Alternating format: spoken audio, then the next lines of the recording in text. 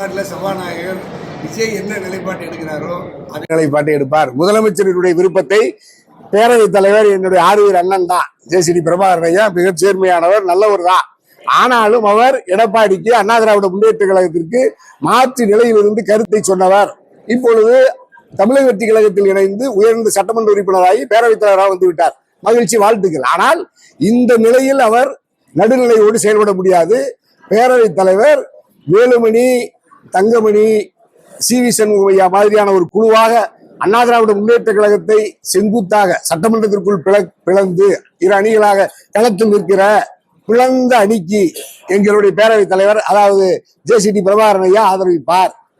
எடப்பாடி பழனிசாமிக்கு அண்ணா திராவிட முன்னேற்ற கழகத்திற்கு இப்பொழுதும் பொதுச் செயலாளராக இருக்கிற ஐயா எடப்பாடிக்கு ஒருபோதும் ஆதரவாக தீர்ப்பை எங்கள் பேரவைத் தலைவர் ஜேசிடி பிரபாகரன் ஐயா தரமாட்டார், தர முடியாது. ஏனென்றால் அவர் சார்ந்திருக்கிற அவர் எந்த கட்சி அவரை சபாநாயகராக்கியதோ அதை அவர்கள் விரும்புகிறவரை அதை ஏற்க மாட்டார். ஆகவே வேலுமணி, சி.வி. சண்முகையா அணிக்கு பேரவைத் தலைவர் ஆதரவு நிலைப்பாட்டை எடுப்பார். இந்த விடயத்தில் எடப்பாடிக்கு நீதி கிடைக்காது. ஏற்கனவே எடப்பாடி பல பேருக்கு நீதியை மறுத்தார்.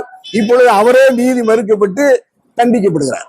இரட்டை இலட்சத்தில் ஒரு கட்சியில் இருந்து வென்று நேர்மாறாக ஒரு கட்சியே இல்லை ஜஸ்ட் லைக் தட்னு சொல்ற அண்ணா திராவிட முன்னேற்ற கழகத்தை சொன்ன நடிகர் விஜயை அந்த முதலமைச்சரை அதிமுக பெரும்பான்மையான சட்டமன்ற உறுப்பினர்கள் ஆதரிக்கிறாங்க. இது என்ன முறை? அதுதான் இது ஒரு குதிரை பேரத்திற்கு வழிவகுக்கிறது.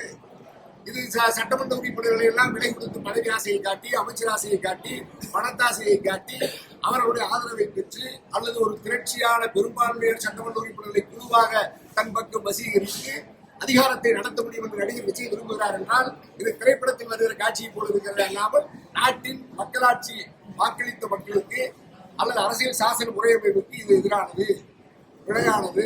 ஆகவே இந்த முறை நீடிப்பது தமிழ்நாட்டினுடைய உறுதியான அரசியல் நிலை சீரழித்து வருகிறது.